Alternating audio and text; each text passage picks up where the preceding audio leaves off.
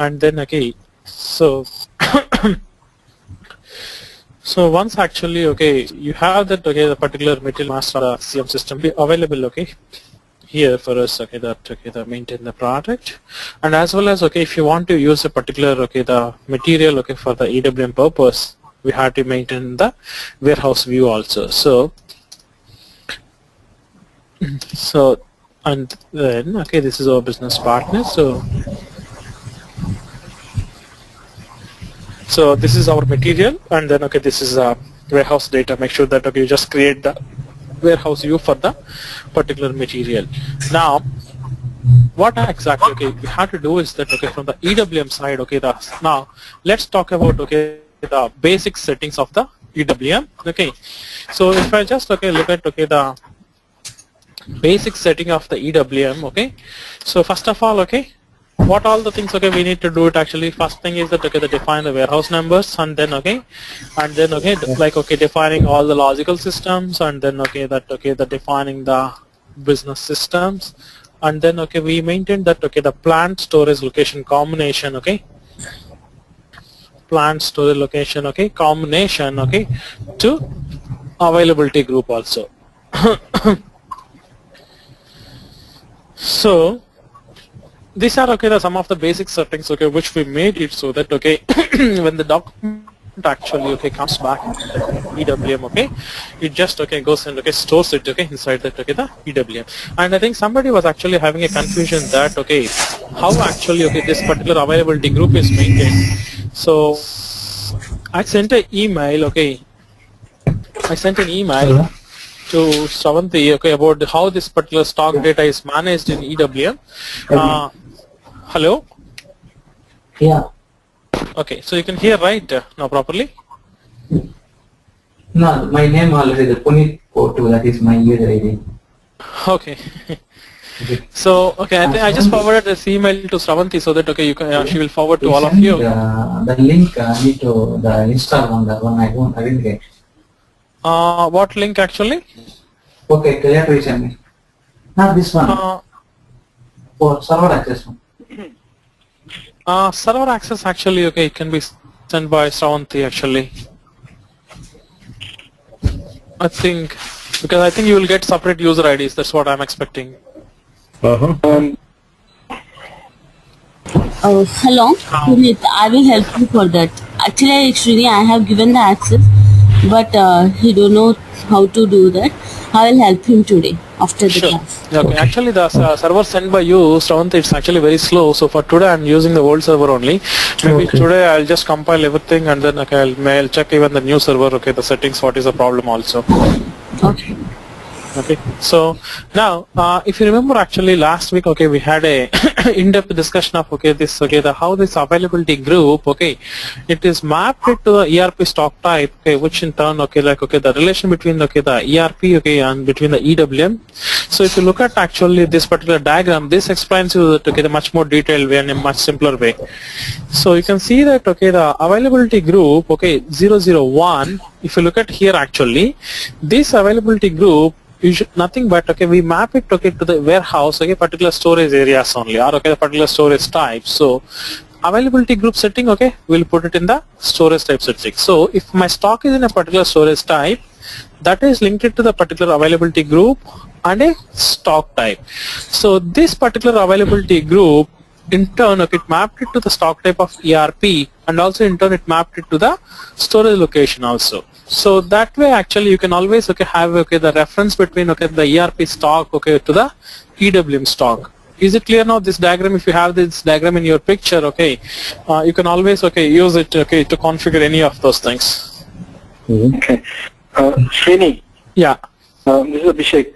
I saw a strange thing today, and okay. I actually working with two different inbound deliveries. Okay.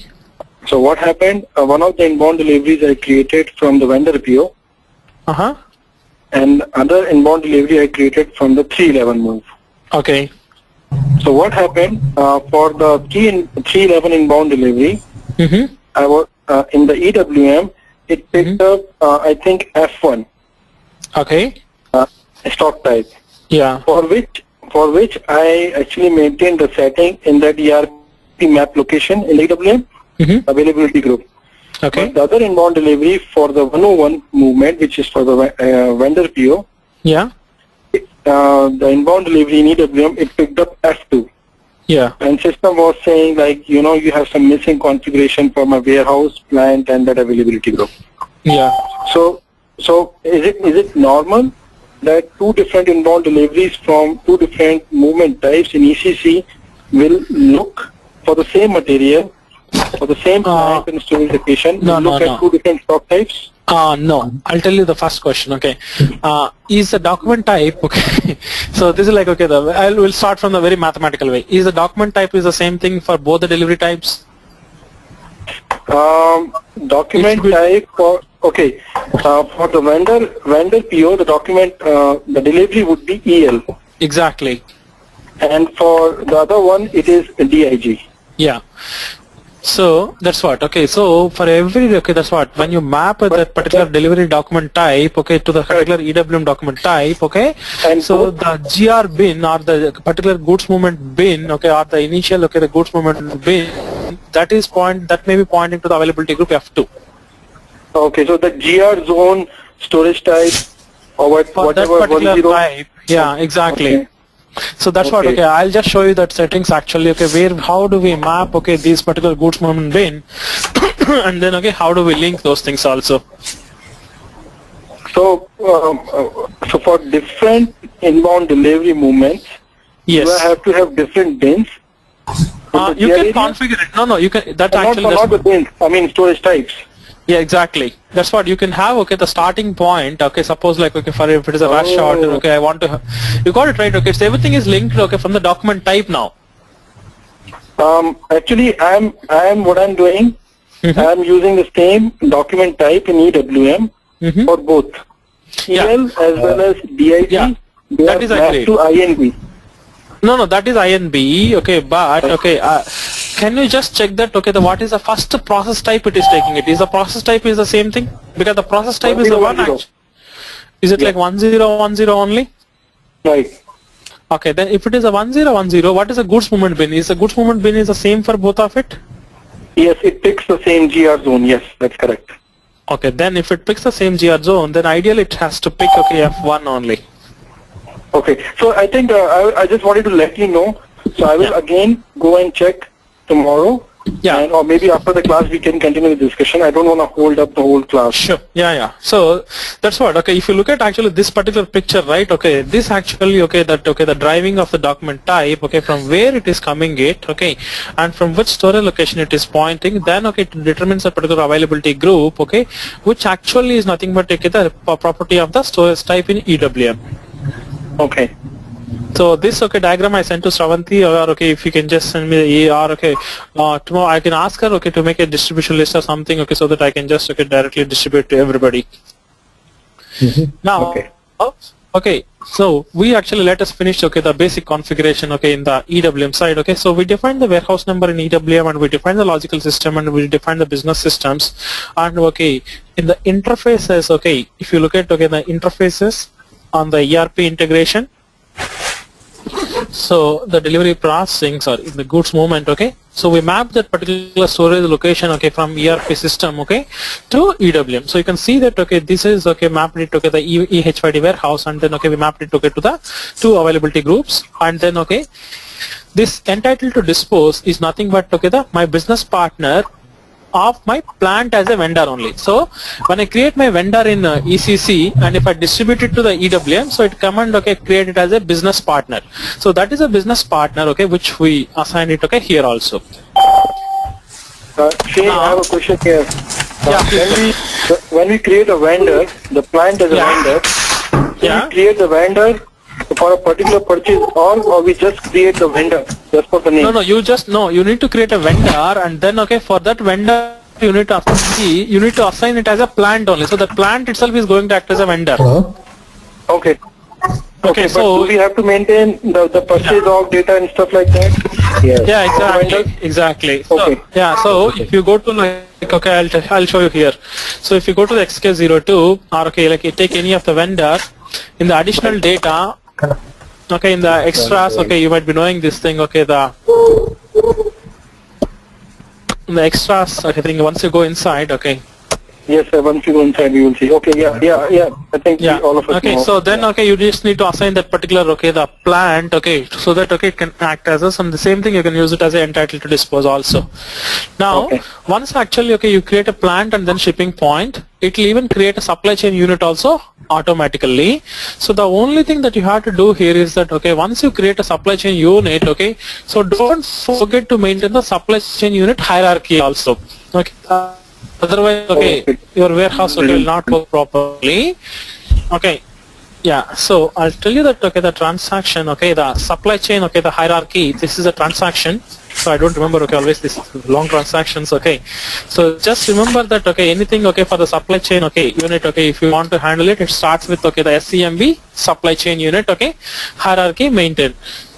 So, it is, and also please, I'm telling you that, okay, once the warehouse is configured, you will not be changing these settings. These are like, okay, the one-time setup only for one warehouse.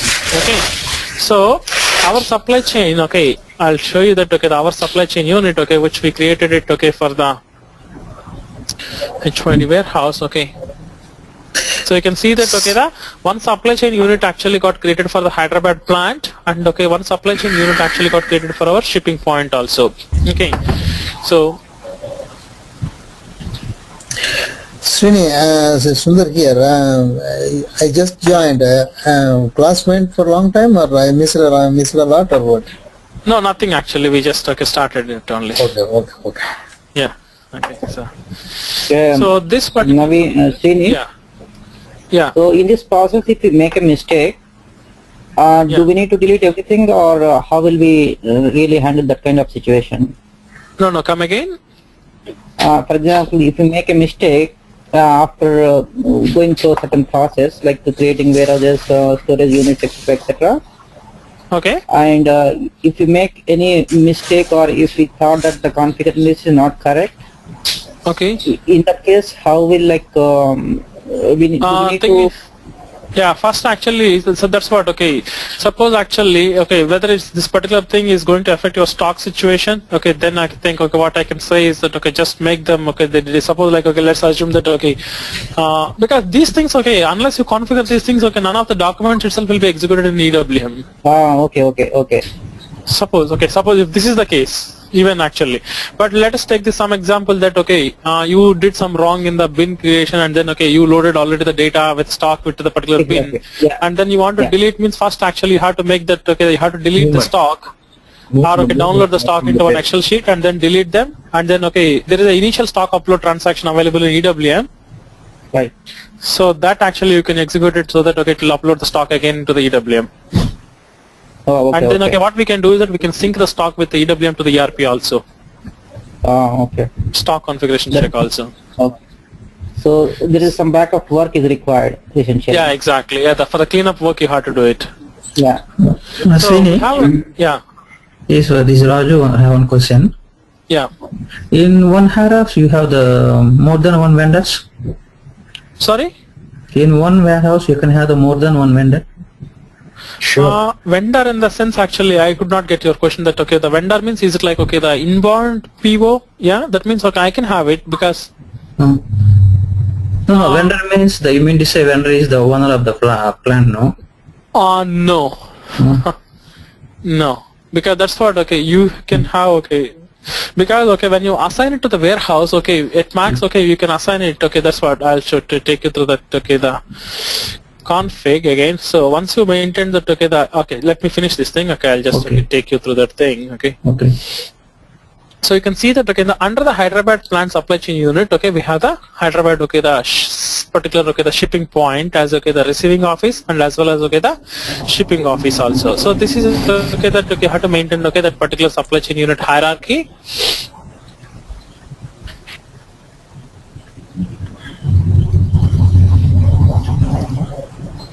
SPRO, IMG.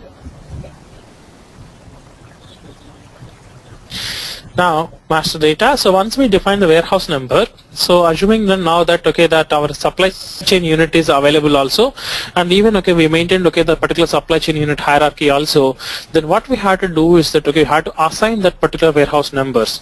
So in the assign warehouse numbers is a place actually where we need to assign that okay the what is the corresponding supply chain unit of my particular warehouse, and then okay that okay the party entitled. So you cannot assign okay more than okay the one party entitled for one warehouse.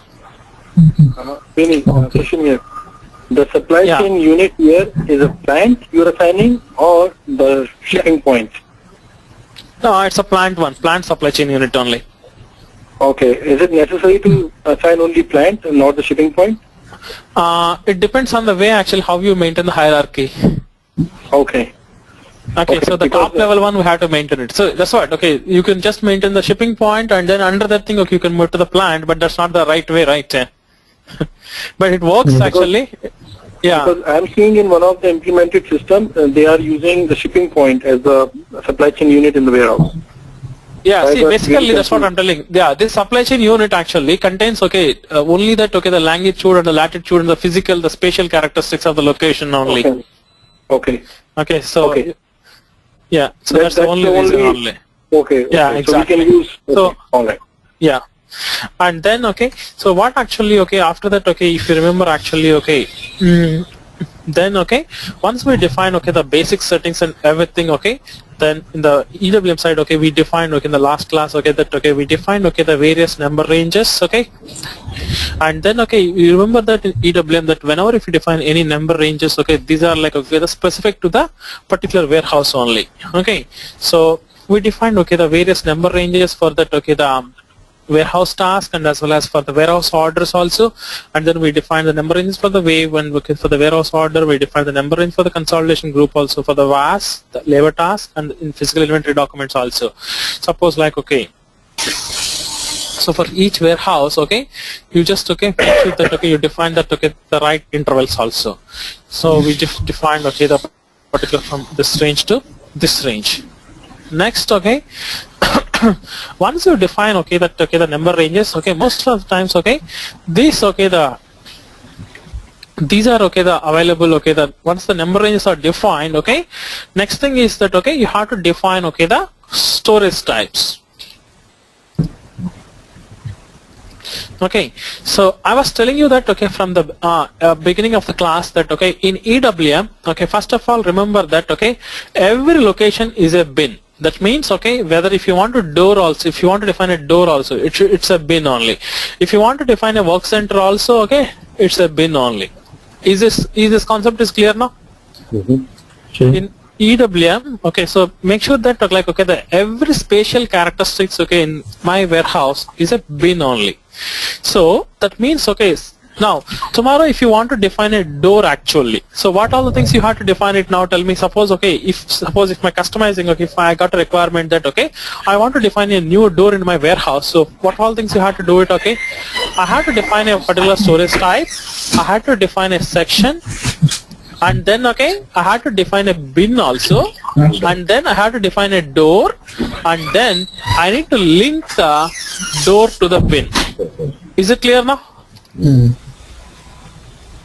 Is this clear now? So how actually the system okay the system or from the table perspective how this works it. Suppose if you want to define a door, first you have to define the storage. Yeah. Kannan here. What is door? First of all, door is because door is also place, right? Location or what? Exactly. Suppose okay your warehouse okay is like okay having like okay the 10 inbound doors and okay the 10 outbound doors. Yeah. Okay. Okay, so even if you want to define a particular door, that means okay each door okay will have some two directions, right? Whether it may be only for inbound or it's only for outbound or it may be for both also. Okay. So because bin is already location, you are telling door, but this exactly that's what. Okay, so I just want to clear this okay the confusion actually, because okay suppose actually later actually when the class is going on, if I'm going to define a door, first I'll be defining a bin and then okay I'll be making it as a door only. Okay. Then you convert that bin into door. Exactly. So that's why okay. So I just don't want to actually make the people to confuse here. So why I'm defining a bin? Why can't I define a door? Because in EWM every location is a bin only, So if you want to define a bin, you need to have a storage type and you need to have a section only. Okay. So now every storage type has a role that actually decides, okay, what kind of bins actually you can decide it. For example, it may be a work center, or it may be a staging area, or it may be a identification point, or it may be a pick point also. So every storage type, okay, has a particular role also. Suppose, okay, if I want to define a particular storage type, okay, by standard actually in the system actually delivers like a lot of storage types, okay, but okay, we can just define it like, okay, what will be the storage types. Do you remember actually that, okay, in our warehouse, okay, first actually what I want to do is that, okay, I actually want to get the goods into the GR zone, or okay, basically in the SAP WM model, like, okay, your 9010 R, and then I want to actually, okay, send them through a work center, okay, where I want to repackage, and then, okay, I want to store them in the final storage type also, either in the cold or, okay, the hot storage types also. We don't want to do slotting. So like this, slotting actually we'll do at the end of it, okay, once the goods are available in the warehouse, okay, based on the velocity of the picking, or okay, based on that, okay, like, okay, bulk goods I want to put it in the beginning, or okay, based on the effort, okay, we do the slotting. Slotting is nothing but like, okay, the result of slotting is a rearrangement. Okay, got it. Okay, yeah. So what we can do is that, okay, I just, okay, created actually the base configuration from the existing configuration, okay. What you can do is that, okay, you can just copy from the existing, okay, the storage types, or you can always, okay, can go ahead and you can create, okay, our own storage types. But what I will do is that, okay, I'll explain you that, okay, what are all the fields available when you are defining a storage type, and then, okay, how it influences also. Okay.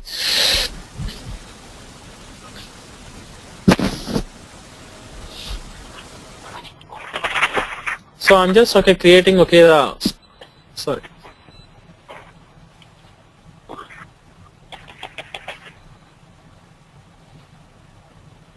So in my warehouse, okay, EHYD, okay, I'm just, okay, defining, okay, one of the storage type, okay, as cold storage, okay. Now I was talking about, okay, these things, okay, that, okay, each storage type, okay, it has a role also. So if you look at actually this particular thing, okay, that, okay, the role, okay, so this is the one actually, okay, which we had to maintain it, okay. Suppose if you want to maintain, okay, the blank means you can just, okay, use it for the storage of the goods, or if you want to maintain the particular storage type for the to create a dose, you have to maintain the storage type role as a F also. Is it clear now?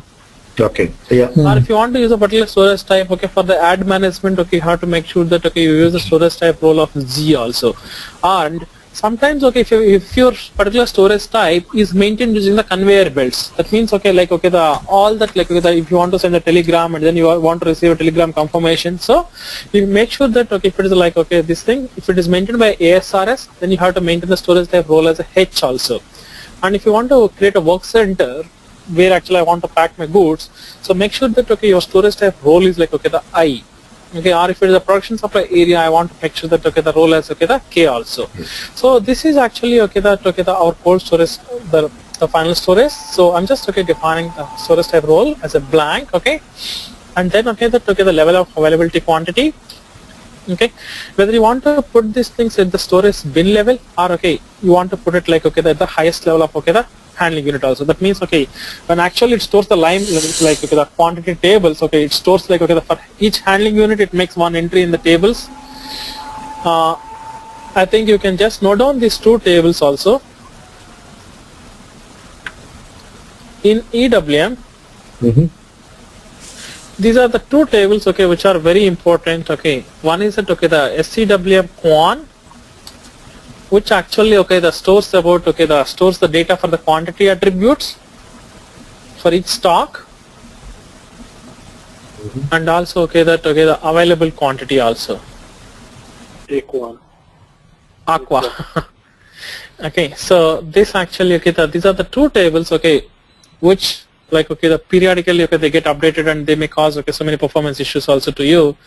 So even if some issues actually occurs, it, or if you find any stock inconsistencies, okay, we usually, if we used to comment, okay, look in these two tables only, okay. And then, okay, if a particular storage type, okay, if you want to manage it as a HU manage, then okay, you have to make sure that okay, this particular okay, the checkbox is checked. That means okay, like a loose materials, okay, you cannot actually directly okay put these things. Okay, is it clear now? That okay, the HU requirement also, and then okay, that okay, the how many number of okay, the maximum bins is allowed also, and then okay, that's okay, the storage behavior, that okay, whether you want to add it to the existing stock is allowed, or whether it's a bulk storage, okay, the behavior of the particular storage type also, and then okay, the batch management, and whether it is relevant for the hazardous okay, the management. So what we can do is that okay, we can put in the warehouse task okay, this particular flag that okay, if a particular storage type is actually hazardous relevant, okay, I want to put say special picking instructions, or okay, I want to group them in a separate warehouse order also. And then okay, this particular quantity classification okay, we'll talk about okay when we are going for the packaging specification. That means okay, I just always okay want to minimize okay, because there are no entries maintained here. Okay, I want to minimize that okay, the number of loose packages okay from the picking, so that okay, I always want to minimize that okay, the number of loose packages. Okay, so that okay, we'll be using it. Okay, there is something called as okay, the external step. This is actually that okay, the very much important okay, for that okay, the process oriented storage control. Okay, so what is the process oriented storage control?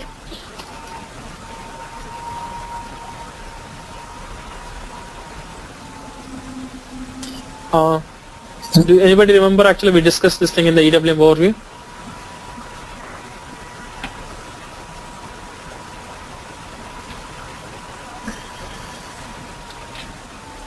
Suppose let's take this example that okay, I got the goods receipt, okay, and then okay, I want to apply okay the paint okay to my goods okay, whatever I receive it, and then okay, I want to pack it, and then okay, I want to do the put away. Is this clear now? So if you look at actually that okay, how many total okay the warehouse task actually it has to create it. So one warehouse task from the GR down to the painting, and then okay, or it may be the painting, or it may be the deconsolidation also. Okay, and then okay, from deconsolidation, once I separated the goods, I want to send it to the packing box center, and then okay, I want to do the put away. So each of this okay, the dotted notation is a one okay, the warehouse task only. Is it clear now? So when I in a particular packing work center, okay, once I okay that assume that okay, I pack the particular my HU, and then if I close the HU, that means okay, once I'm done with the work, then automatically it has to create that okay, the warehouse task from here okay to the next location automatically. Is it clear now? So that is the place okay, this is the external step. Okay, so each of these things like okay, each of this is okay, the one external step okay, which you will be defining in your process. Like okay, S1 is a one step okay, and then okay, paint or deconsolidation is another step okay, and pack step is okay, the three okay, and then okay, the final put away. So like okay, there are okay, the 4 steps actually involved in my process oriented storage control. That means okay, suppose okay, if I get a rice okay, see here, let's this example okay, if rice I get means okay, S1 and then S3 and then okay, S4 only okay, but okay, if I get okay that okay, the sum of my Maggi packets okay, then I want to send it through S1 and then okay, S2 and then okay, S3 and then S4 also. Is it clear now?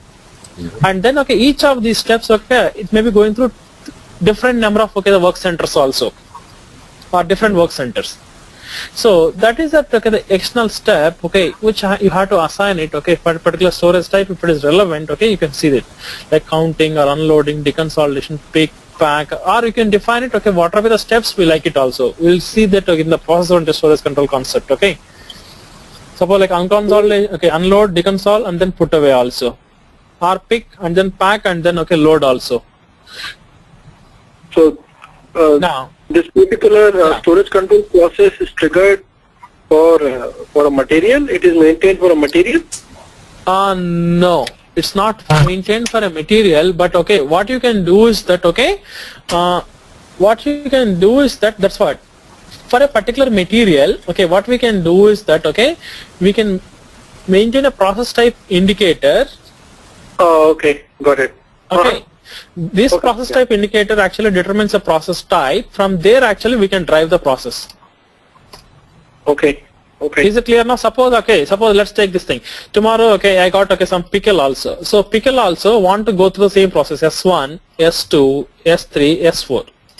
So what actually Maggie and Pickle will have common is that, okay, both of them, okay, will have that, okay, the same process type indicator. Okay.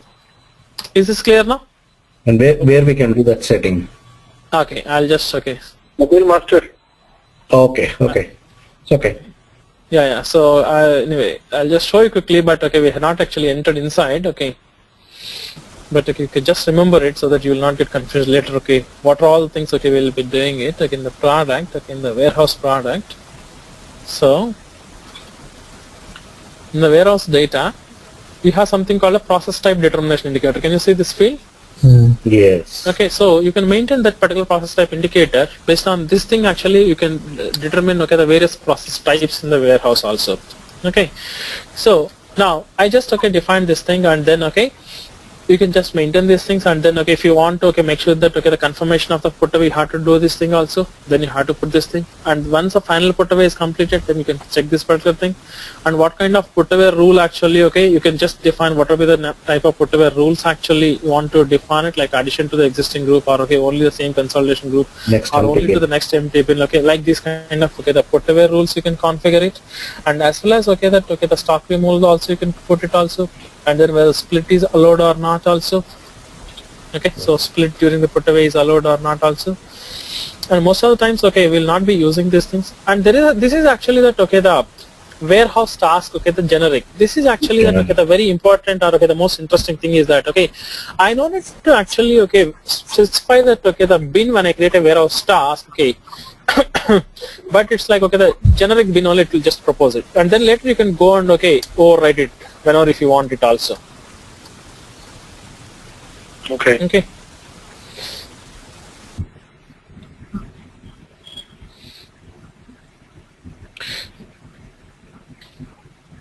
And then, I okay, think during putaway we can see an example. yeah, exactly. Or okay, suppose like, okay, when you are doing the picking, okay, I will not be knowing that, okay, what is the destination bin. Okay, when I confirm it only, then only, okay, it will be coming, okay, I'll be putting it. And then, okay, if you want to, okay, activate that, okay, the ID point for this particular, okay, the storage type, okay, then always, okay, what is the ID point in a warehouse? Identification point. It's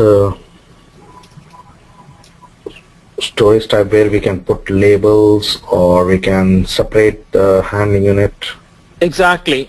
Suppose like, okay, I'm having a one big storage type. What will be the goods coming into my warehouse? Always, okay, it has to go through a scale where they have to be weighed, so that, okay, it has to go through a check, or okay, after go through a contour where it fixes, where it finds that whether it can fix the box or not, whether it fits the box or not. So that, okay, what it will do is that, okay, whenever if my ID point is active, if a warehouse task, okay, or if a particular warehouse task is pointed to my particular this storage type, it always, okay, goes through the ID point, and then only it will come to my storage type. It will not directly come to my storage type. So ID point is set for a storage type. Yeah. Okay.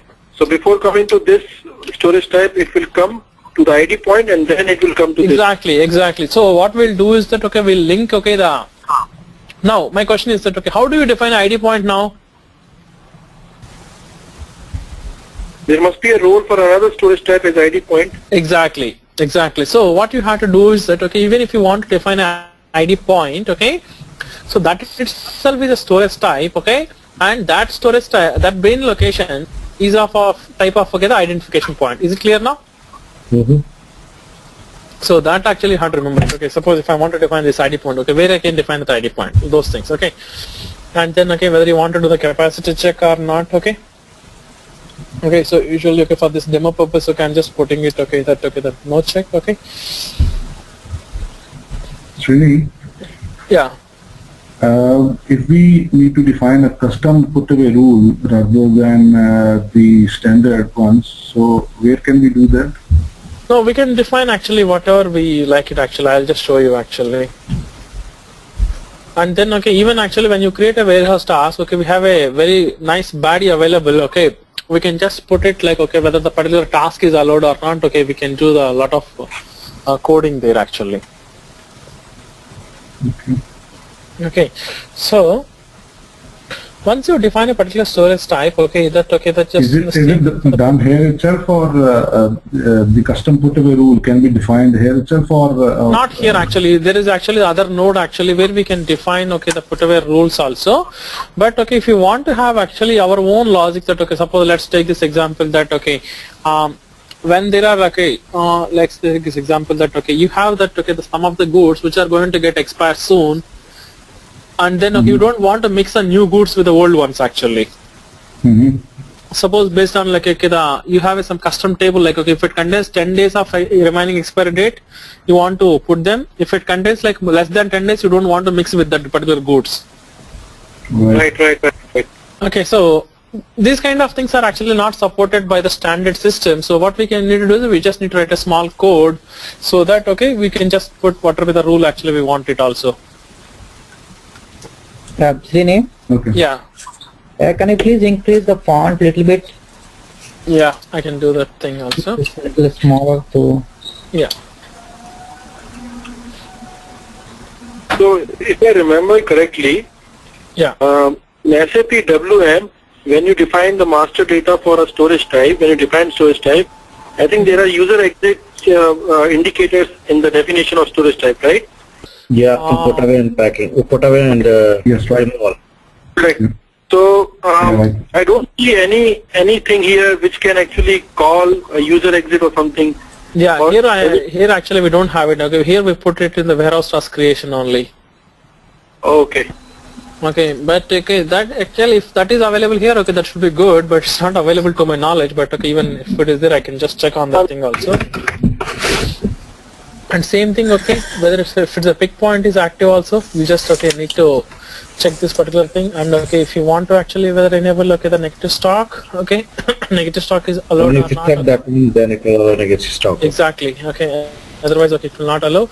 And then okay, that okay, the what kind of okay the stock removal rule actually okay, you want to configure this particular storage type also, whether it is a FIFO or okay the LIFO or last and first out or okay the first thing is thing also.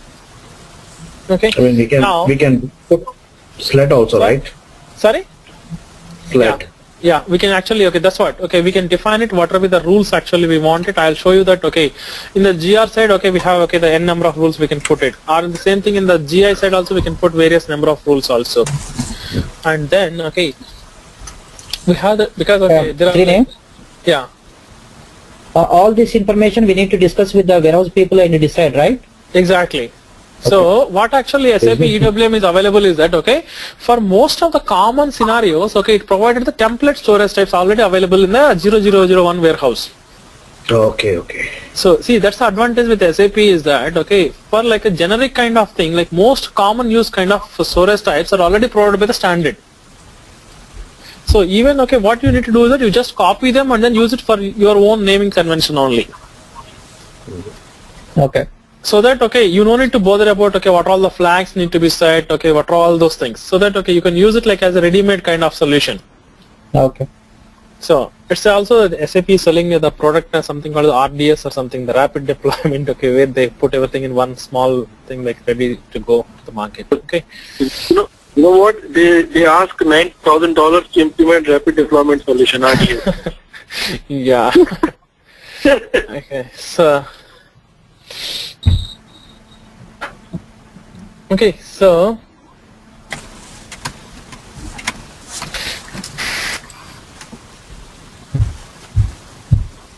you can now, okay, that's okay. Suppose actually in the HU packing control, okay, the destination HU, okay, how do you want to actually control these things also? So whether you want to have actually the same pick HU itself or okay, the pick HU itself actually if you want to propose it, because I have not ever used this particular thing, but okay, I can just check on this thing, okay, what is the use of this thing, this particular flag, I have not ever used it also.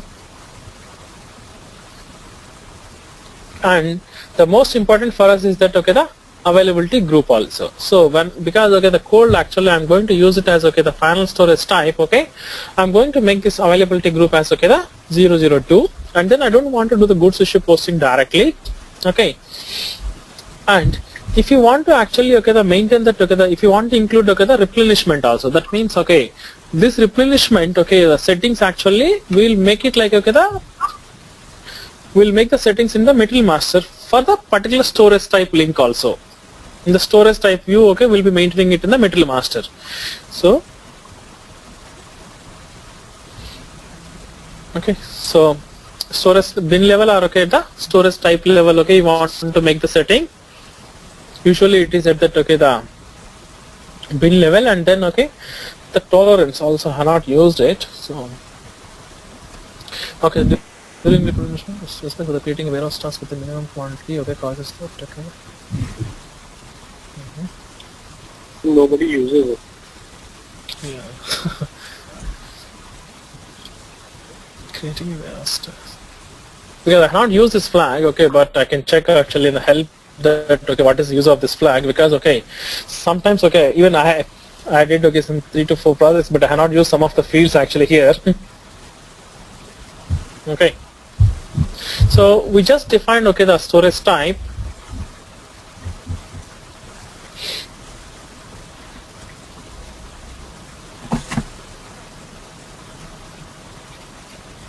So it looks this is a very important part of the configuration, Yeah. right? Srini? Yep. Yeah. Okay. Sorry, we already defined this thing. Okay. So that's already defined there. Okay. So okay. Sorry. Okay. So we defined okay this particular storage type. Okay. Is it clear now how actually like okay what are all the settings available okay in a particular okay the storage type? So similarly okay what we can do is that okay let's okay take the same thing like, okay the EHYD. Yeah. Suppose if we have 10 inbound doors and 10 outbound doors, so all these doors will be covered under one storage type, or will they be part of a different storage type under which that particular door lies? No. See, thing is that okay, you have to actually okay, you can okay define it okay. Usually, most of the times okay, the doors okay, we put it under one storage type only. The role of okay, the one which has this thing, unless actually okay, you want to actually separate that okay, the inbound doors and the outbound doors. Okay. But okay, 90% of the cases, okay, we just create one storage type and it used to have the role of a door, and then okay, we put all doors in that particular storage type only. Okay, so Okay. now, yeah, okay, so we So define then okay. in that case, then in that case, these storage types would be linked to each other, because in reality we might have only one storage type, and but for creation of the doors we need to create a separate storage type. So at the end we would be See, that's what, okay, that's okay. If you want to define, see, first of all, okay, yeah, first of all, if you want to define a door, first you have to define a storage type of having a role of door only. Okay. And then, okay, you define how many number of, okay, the bins you want it inside the particular storage type, and then you define how many number of doors you want it.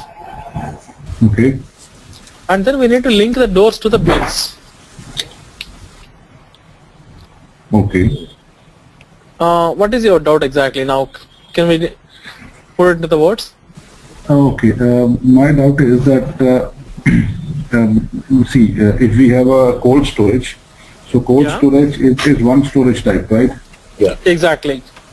And we have in that particular cold storage, we have say 50 doors. Okay. No. The doors are okay. Not to the doors are to the warehouse. Yeah. That is coming next on the configuration. Okay. Yeah. See, doors are actually to the warehouse. Okay. Inside. Okay. The I think. Okay. I think I missed that slide. It was in my another laptop. Okay. So if you look at actually. Okay. Let me. Check on the Usually. Okay. It is there. No. In the warehouse doors. No, I'll tell you.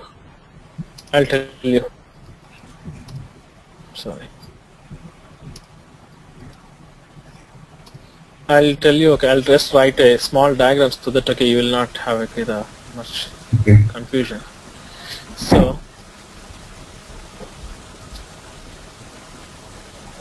So I'll put, okay, the doors like, okay, that, okay, like these things.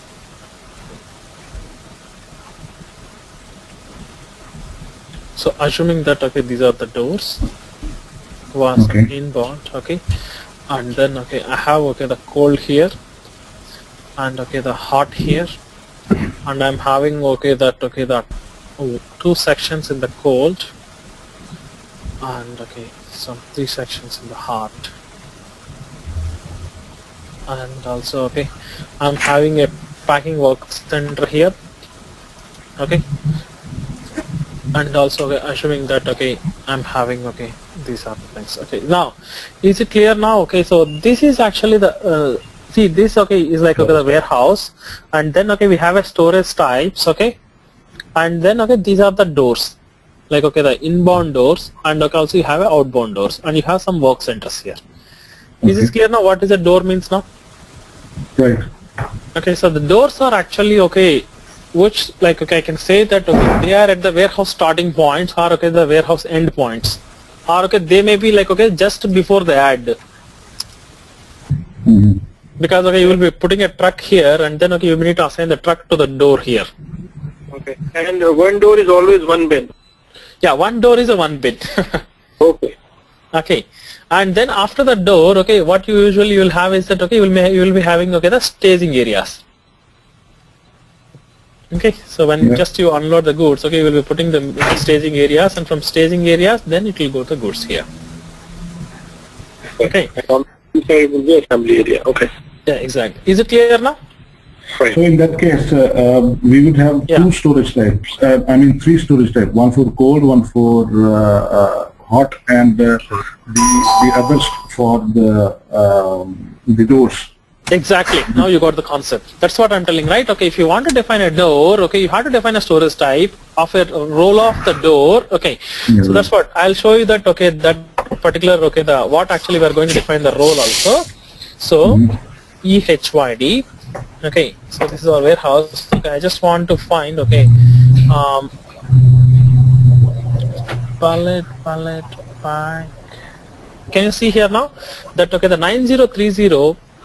See, you can see that okay there are 2 storage types okay separately, one for the inbound doors, and they used okay one for the outbound doors also. So if you look at actually this 9030, the only difference you can see that okay the role, can you see here in the last configuration of cold storage type, okay we use that as a blank, but here you can see that okay the storage type role is used as a F actually. Doors. Is it clear now? So if you want to define any doors actually, you cannot define it for another storage types. You have to define it to the bins only in this particular storage type only. Okay.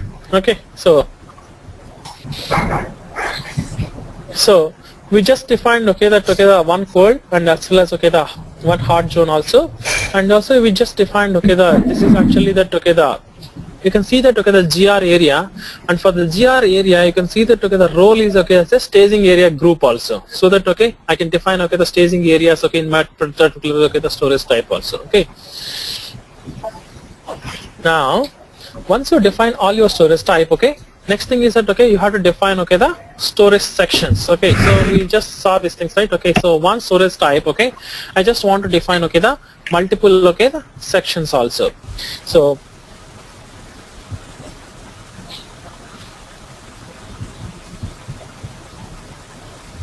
I just want to actually okay copy some of these things, or okay you can just create okay the new entries also. So in my EHYD, in our cold storage or in the cold storage type, okay, I want to define okay my first section as okay the low rack section, and also okay I just want to define okay the one more storage section.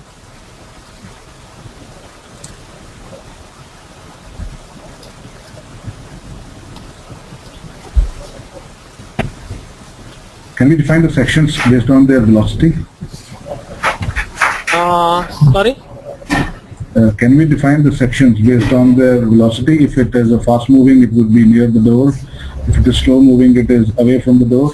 Yes. So okay, what you can do is that okay you just okay define okay, suppose like okay you just define okay the 2 sections inside this thing. And then okay what we can do is that okay in the putaway control, okay, see in the putaway control, ultimately in the warehouse, okay, if I want to do the putaway of the goods, so what are all things I have to find it? First thing is that I have to decide it that okay in which storage type okay I want to store the goods. Is it clear now? And then it's storage. And then okay and then okay, in which storage section I want to store the goods. And once I find these things, okay, then in which bin actually, okay, I want to store the goods.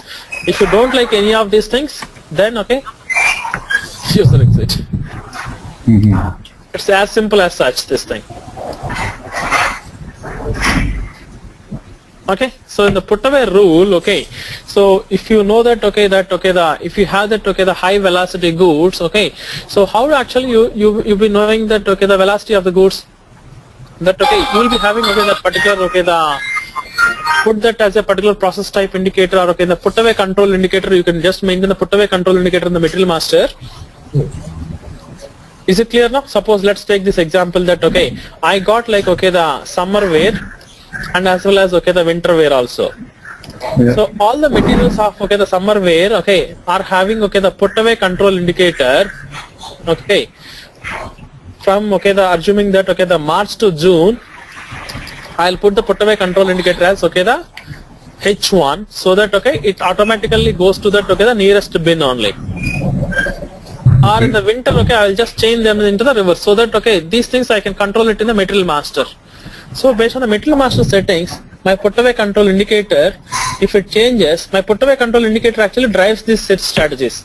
I'll show you that thing in the very now. Actually, we're going to do that thing. Is it clear now?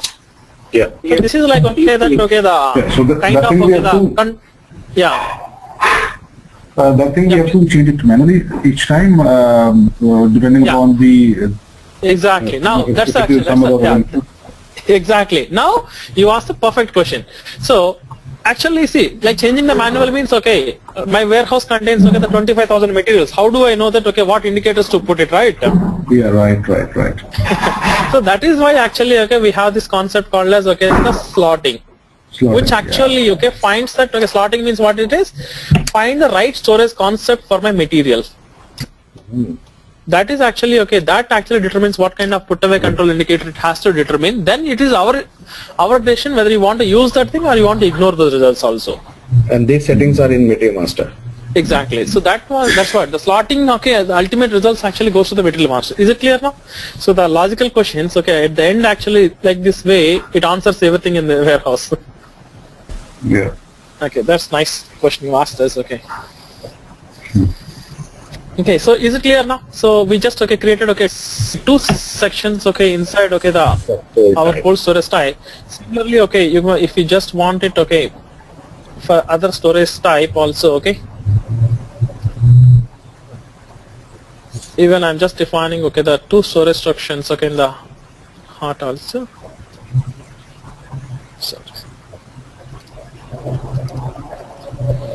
So there are no specific settings in the storage section. It's just like, okay, defining, okay, as many as you like it only.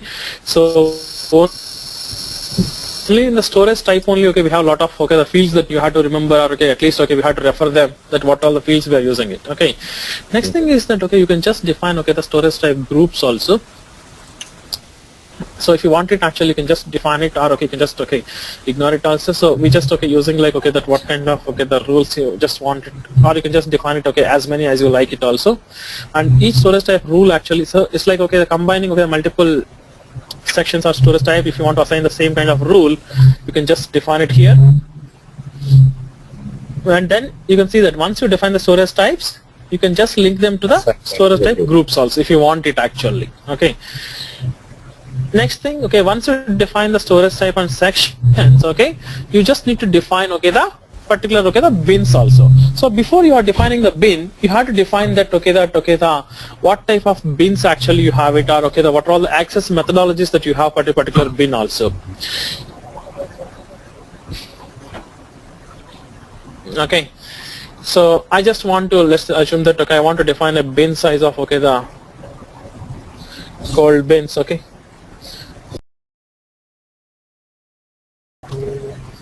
So you can define it, okay, as many access types you wanted for these things.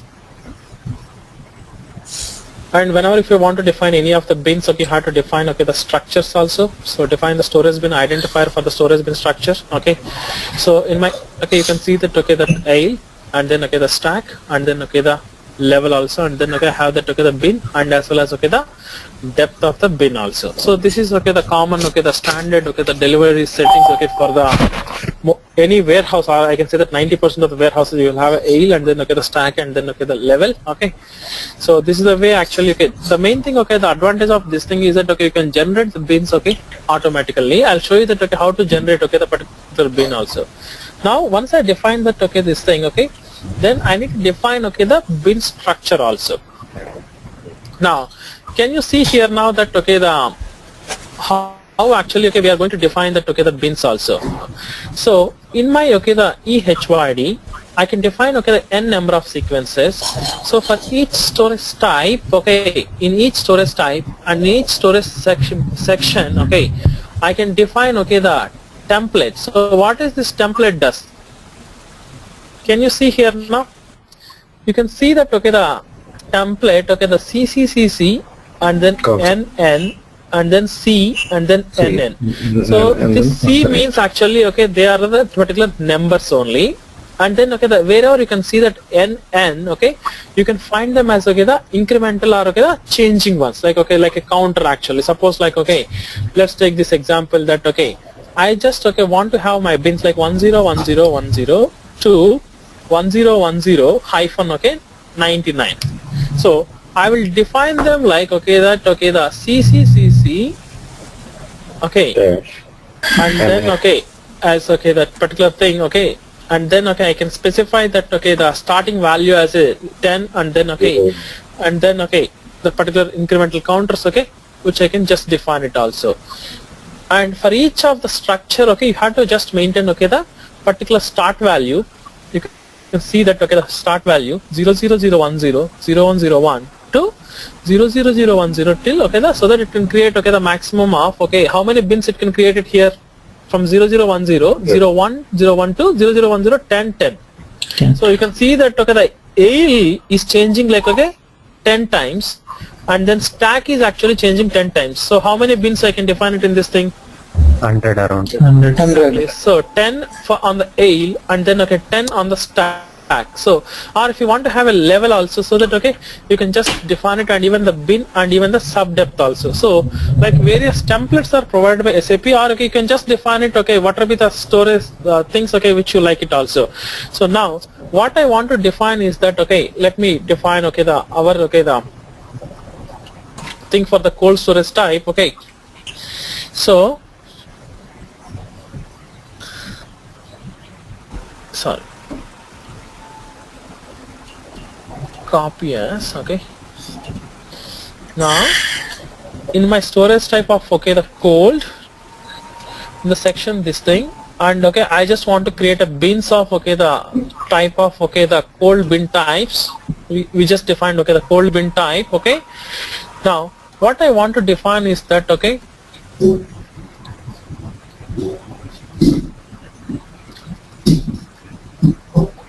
and then okay, you can define it like okay suppose like okay each time okay you want increment of 1, or you can specify that okay suppose like okay assuming that okay 1 1 or okay maybe like okay 5 5 or anything, but most of the times okay you may have it like 1 1, or okay what you can do is that okay it need not be actually 0 1 also. You can okay like assuming that okay you can put it from AA to ZZ also here.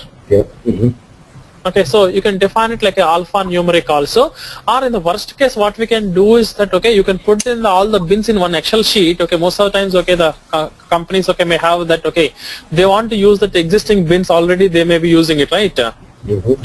So what we can do is that okay instead of using the template okay we can even do the mass upload of the bin master data also from the Excel sheet okay directly to the EWM. For that we need field names and the tables, right? Yeah, exactly. No need of field names actually. The standard program is available. Oh, okay. Okay, for the bin upload. So what actually you just need to do is that you just provide the Excel sheet data in that particular template format only. Otherwise, okay, what the people do is that just copy the program name to the G program and then they just modify it and then okay identify the duplicate bins and all those things. Okay. Now. Srini? Yeah. But this in the template we have like the CCCC up to the end, right? Yeah. So it should be always like that?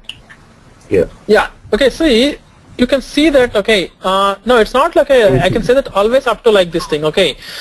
Suppose, okay, it defines, okay, the template, I'll tell you this example, okay, the template, okay, the C means it has a constant and N means it has a numeric incrementer. Okay. Okay, so N stands for the numeric character between 0 and 9, and A stands for the alphabetic letter, and C stands for the character common in all the bins. Suppose like, okay, let's say that in my warehouse, let's take this example. Okay, in my warehouse, all the bins are going to start with AA, or in a particular storage type. Is it clear now? Suppose like, okay, let's take this example. I want to actually, let's take this thing. I want to have a bins like this thing, AAA 01, and then I want to have a constant of A, and then 10. ZA, let's take this thing, ZA 10, and the from here I want to have a bins like, okay, 99 A, and then let's take this thing ZA 99. So how many bins actually here? I want to have, okay, the 100 here, okay, from the first thing, the incremental 100, and then here also that, okay, one more 10 to 99, okay, like, okay, 90 bins. So like, okay, the 9000 bins actually I can just define it in this range, right? Okay, Sine. Yeah. But here, like you mentioned AAA, right? Yeah. So in the talk we should mention only like CCC as 3 times only? Yeah. So now, okay, let's take this example. Okay, how many characters are there? Like, okay, 3 4. plus, okay, 4, 5, 6, 7, 8, 9, 10, 11, 12, 13 are there. Yeah. Automatically it fills. So, but bin is like, okay, the 18 characters.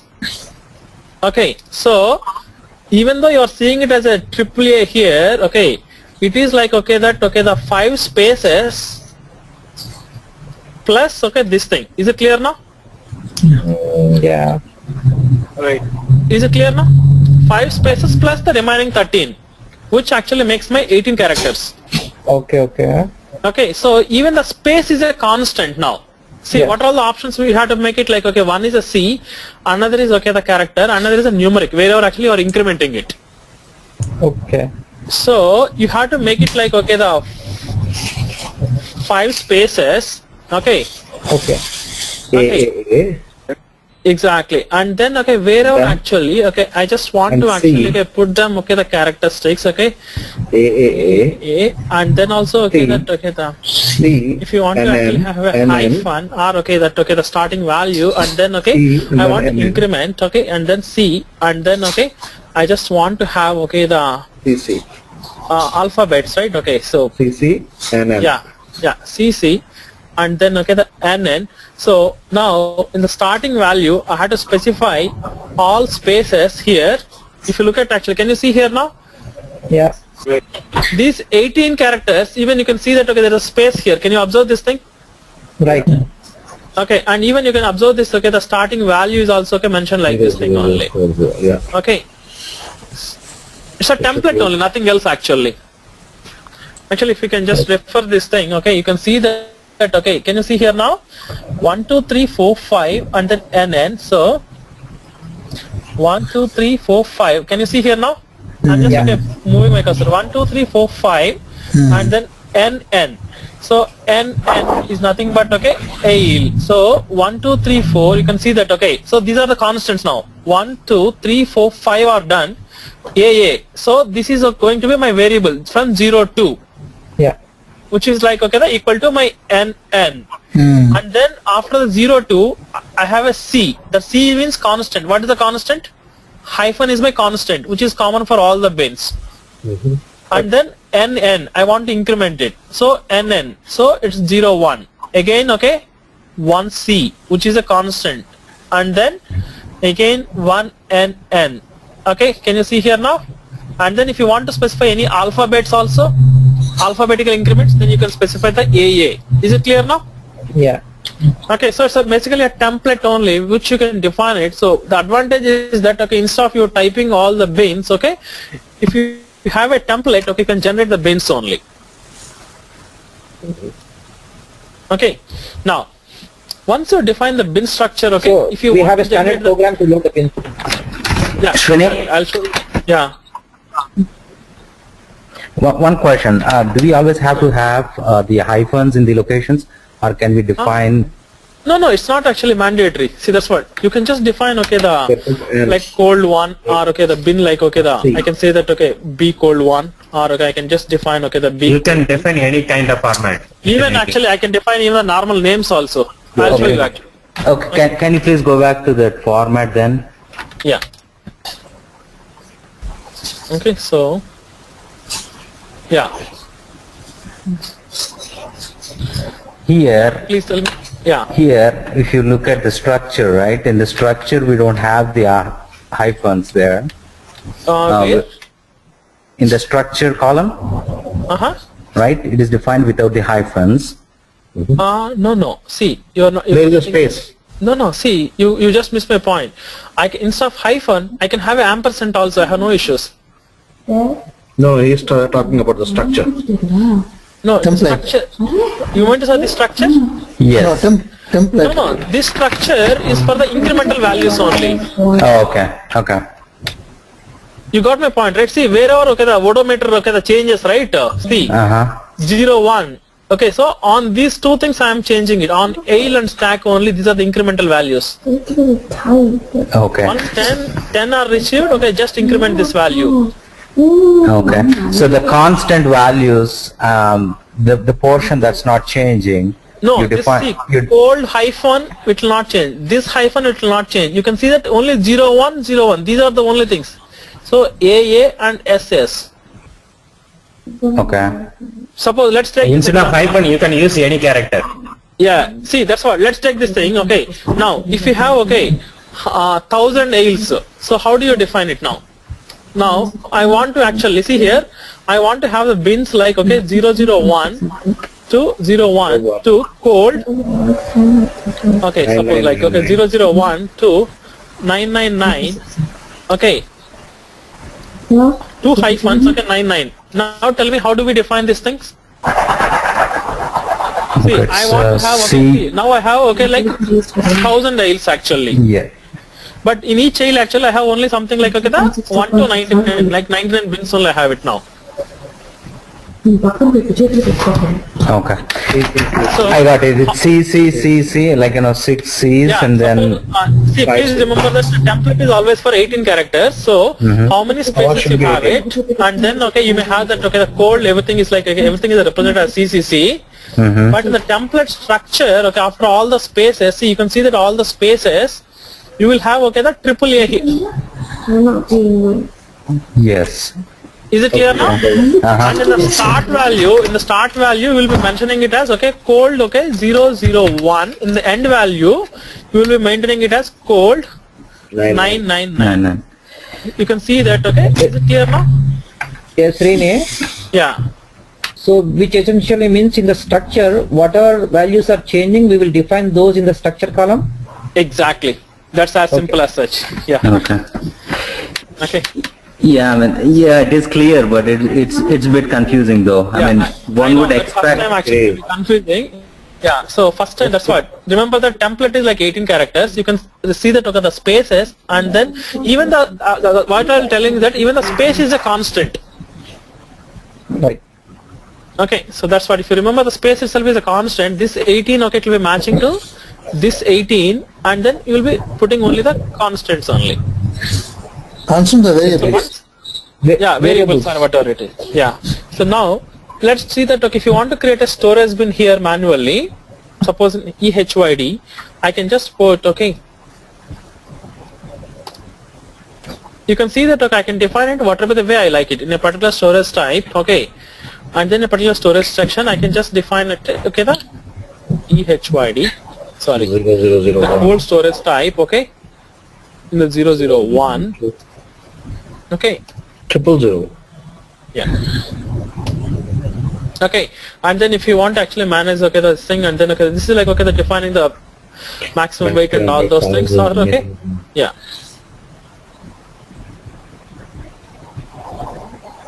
And then you can maintain the x coordinate, y coordinate, and z coordinate also. So what is the use of maintain the x coordinate, y coordinate, and z coordinate for these bins actually? What is the use of actually putting these things? It gives the dimensions of the bin size, right? No, the coordinates are the it's not the dimensions actually. It's a place actually. But what is the use of this thing actually? So to calculate the travel required and all that. Exactly. If you know that in the mathematics every point in the warehouse is represented as a coordinates like x1, y1, z1. Okay, in any, I think you might have learned this thing, mathematics also. Okay, and if I have another bin called as x2, okay, in a position called as x2, y2, z2. So I want to make sure that my picker actually travels only the minimal distance to complete his work actually. Is it clear now? Yes. So we just need to calculate the Euclidean distance between the bins. Suppose there are two pickers actually. Assuming that one guy is actually want to pick from this bin first, and then this bin first. See, I have the 4 bins: B1, B2, B3, B4 actually. Let's take this thing example. Okay, I have 4 pick requests pointing to the 4 bins now. Is it clear now? Let's take this requirement. I have 4 pick requests pointing to these 4 bins. Now I have 2 pickers. Okay, want to actually I want to assign this work actually. My constraint is that they have to travel that the minimum distance in my warehouse. Is it clear now?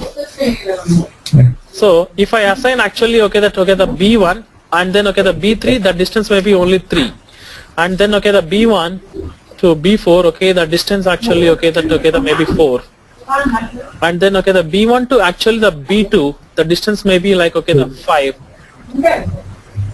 and then B2 to B3, the distance is the 4. So you have to make sure that how do you actually, suppose if I just assign this work the B1 and B3 to this one picker, and then if I assign it that the B2 to B4 is the 4, and assuming that the B3 to B4 is next to the bin only. So then I just want to assign this work to the minimum. So how do I actually assign the permutation and combinations to my picker workers so that they have to travel the minimum distance calculation? Is it clear now? So if I want to know the distance between the bins, I should know the XYZ coordinates only. Sine? Yeah. So Sine, yeah. So in reality, how will we calculate, manually, or we have some kind of mechanism to do? No, actually. So what actually you can do is that once you define that the bin structure, you will define it the warehouse itself as the x y coordinates, and then the depth as a z coordinate, right? Is it clear now? So if you actually you know, two-dimensional, you'll be knowing this thing, right? The x coordinate, and then you may have the y coordinates also. So in the space actually, suppose if you want to know the distance actually, x1 and then the y1. So it's the square root of you might be knowing these things the x2 minus the x1 square plus the y2 minus y1 the square. That Euclidean distance between the 2 points. So in the normal system, right, when you define that the bin structure, there you can specify that x increment and y increment also between the space between the bins. So that when you generate the bins, automatically they will be created with the corresponding x coordinate and y coordinate. I'll just show you that thing also. If you define your bin structures,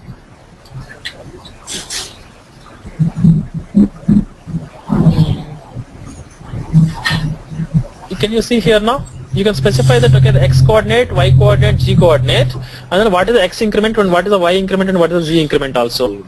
Okay. Is it clear now? So that way you don't need to type it manually. Otherwise if see, it's basically nothing but putting your warehouse on a paper and then putting the positions only, so that you want to calculate the distance between the bins as minimal as possible for the pickers.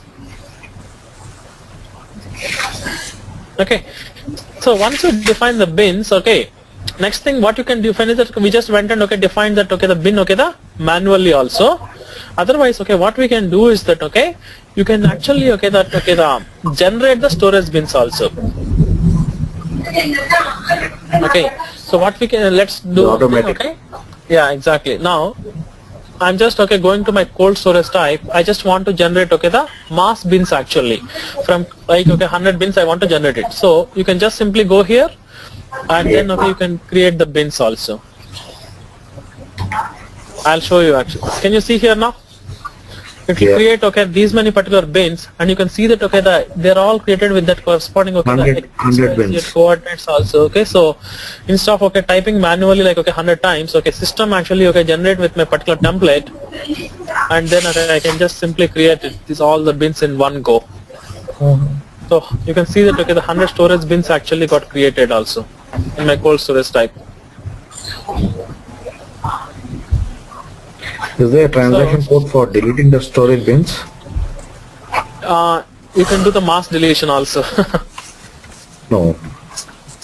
Oh, okay. Okay. Mass change. Otherwise, in the change itself, actually, you can just go ahead and you can delete the bin also. We can do change and delete, and then we can create. Yes. Yeah. Okay. So that actually, you can do this thing also. So there is a mass this thing also. Now, so is it clear now? How actually we just the generated the storage bins. So we just created all the cold bins. So you can see that it generated all these bins like automatically, and as well as we just created the one bin the manually also. So instead of hyphen, actually you can just use whatever the symbol you like it also here. But most of the times it used to be the hyphen only. Okay. Is it clear now? So how actually we just define these things, and then in your particular warehouse you have to define the staging area, so that which you want to link them to the particular doors also. So usually the staging areas are somewhere actually the next to the door only, assuming that I have a door here, and then this is the place actually where I just want to store the goods. That's nothing but like something called an unloading point only. Okay, so the staging areas you can have it for the GR and as well as for the GI also. Okay, so you just define the staging areas. So in my warehouse, we have the one for the GR, and I have one for that the GI also. So you just need to specify that what kind of role actually that particular staging area is going to play also.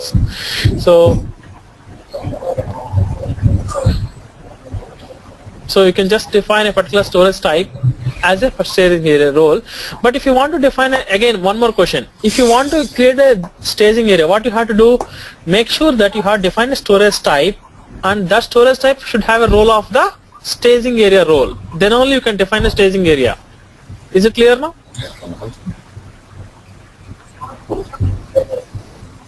See, if you want to define a staging area, first of all, you have to define a storage type and make sure the storage type should have a role of the staging area. Okay, then only you can define this thing. So this means that doors will have one-to-one relation with the staging area? No, I can assign like the same one staging area to more than one door also. Suppose like two doors can have the common staging area. Okay. Okay, suppose like if I'm getting the good from this door and as well as from this door, both of them actually can have that the same staging area only. Yes. Okay, so that I'll show you actually. Now what actually it has to do, suppose if I get a goods from this particular door, it has to go to this staging area. That means the staging area which is nearest to the door, it has to determine, right? Right. So okay, so that kind of the settings I will just see. Okay. Okay, so actually today I just need to have some small work. So tomorrow actually what we'll do is that we'll just define some doors, and then we'll receive the goods into the warehouse also. We'll just define some GR bin, these things. Okay. So at what time so tomorrow? Can you just finish the config? Okay, tell us the same time we'll have it. Tomorrow is Wednesday, right? Is Rene? Tomorrow is Wednesday. Yeah. At what time tomorrow? Same time. So 8 o'clock Eastern time? And yes. Yeah. Okay, so can you try till this settings and then make sure that you are able to replicate your inbound delivery to EWM. Yeah. So, Really, just I have define. Yeah. I have one question related to the integration model. So can I go ahead? The thing is, the integration model that I generated, I wrongly generated the objects for different receiver logical system. Okay. So now it is not It's moving not allow. that. Yes, right. So now So what I you need do to is do is you just go to the BD64 okay. and then delete that integration model from the BD64, then it will allow. Okay. Okay, see, that's what I was telling. If you remember, actually last class, when you generate the integration model, ultimately it creates entry in the BD64 only. Okay.